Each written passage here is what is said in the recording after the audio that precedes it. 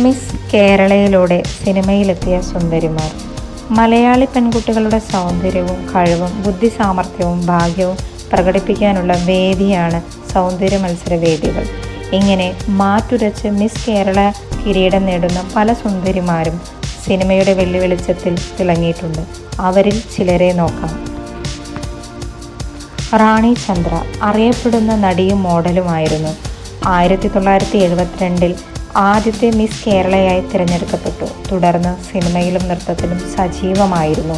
1976 ബോംബെയിൽ വെച്ചുണ്ടായ വിമാനാപകടത്തിൽ റാണി ചന്ദ്ര മരണമടഞ്ഞു. മരിക്കുമ്പോൾ 27 വയസ്സായിരുന്നു. റിമ കല്ലിങ്കൽ. സിനിമയിൽ സജീവ സാന്നിധ്യമായ റിമ കല്ലിങ്കൽ 2008 മിസ് കേരള മത്സരത്തിൽ ഫസ്റ്റ് റണ്ണറപ്പായിരുന്നു. അതിനുശേഷം ഋതു എന്ന ചിത്രത്തിലൂടെ സിനിമയിലേക്ക് അരങ്ങേറ്റം കുറിച്ചു. സിനിമാ മേഖലയിൽ നിലപാടുകൾ കൊണ്ട് ശ്രദ്ധേയമാണ് റിമ കല്ലിങ്കൽ.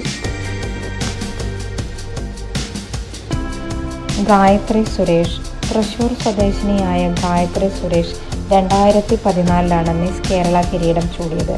അതിനുശേഷം കുഞ്ചാക്കോ ബോബൻ്റെ നായികയായി ജമുന പ്യാരി എന്ന ചിത്രത്തിലൂടെ സിനിമയിലേക്ക് അരങ്ങേറ്റം കുറിച്ചു. പിന്നീട് ഒരേ മുഖം, മെക്സിക്കൻ അഭാരത തുടങ്ങിയ ചിത്രങ്ങളിൽ അഭിനയിച്ചു. രഞ്ജിനി ഹരിദാസ്. ചാനൽ പരിപാടികളുടെ അവതാരികയായി മലയാളികൾക്ക് ഏറെ സുപരിചിതയാണ് രഞ്ജിനി ഹരിദാസ്. 2000 മിസ് കേരള കിരീടം ചൂടി. ചൈന ടൗൺ, തത്സമയം ഒരു പെൺകുട്ടി തുടങ്ങിയ ചിത്രങ്ങളിലൂടെ അതിഥി വേഷത്തിലാണ് സിനിമയിൽ മുഖം കാണിച്ചത്. എൻട്രി എന്ന മലയാള സിനിമയിൽ ബാബുരാജിൻ്റെ നായികയായി വേഷമിട്ടു.